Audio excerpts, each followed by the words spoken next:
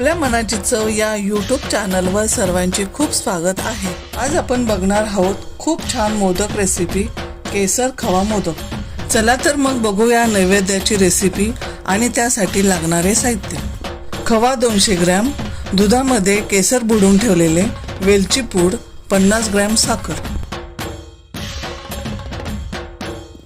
Pan मध्ये खवा गरम करू। खवा परतून घ्यायचा। पातळ व्हायला साधारण 3 ते 5 मिनिटे लागतात। गॅस मध्यम आचेवर ठेवायचा। पातळ खव्यामध्ये साखर टाकून एकजीव करून घ्यायचे। 3 ते 4 मिनिटे खवा हलवत राहायचे।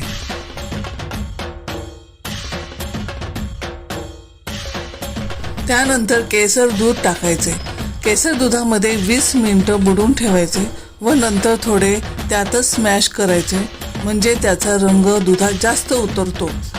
गॅस मध्यम आचेवरच ठेवायचा, जास्त केला तर खवा करपू शकतो।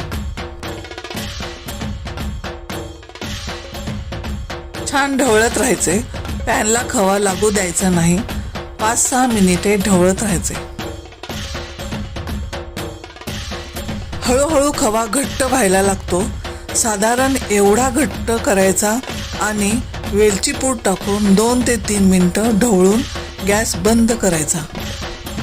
केसर खवा प्लेटमध्ये काढून ठेवायचा आणि 1 ते 1.5 तास पूर्ण थंड होऊ द्यायचा। केसर खवा पूर्ण थंड झाल्यावर असा छान घट्ट होतो। आता खवा 5 ते 6 मिनिटे मऊसूद होईपर्यंत मळून घेऊ।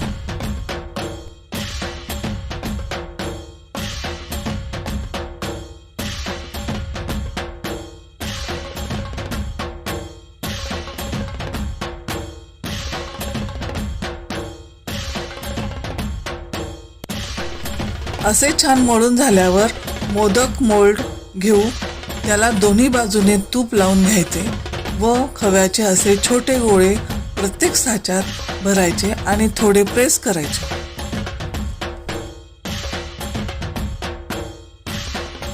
अशा पद्धतीने खवा दाबून घ्यायचा आणि मोल्ड बंद करायचा। वरून थोडे प्रेस करून जास्तीचा खवा काढून घ्यायचा।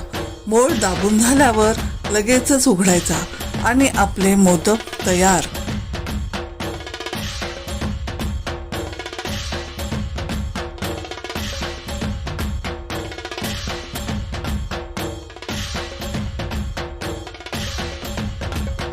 मोदकाला जास्तीचा असलेला खवा पण काढायचा, म्हणजे मोदक छान दिसेल, सुबक दिसेल। आता सगळे मोदक तयार करून घेऊ।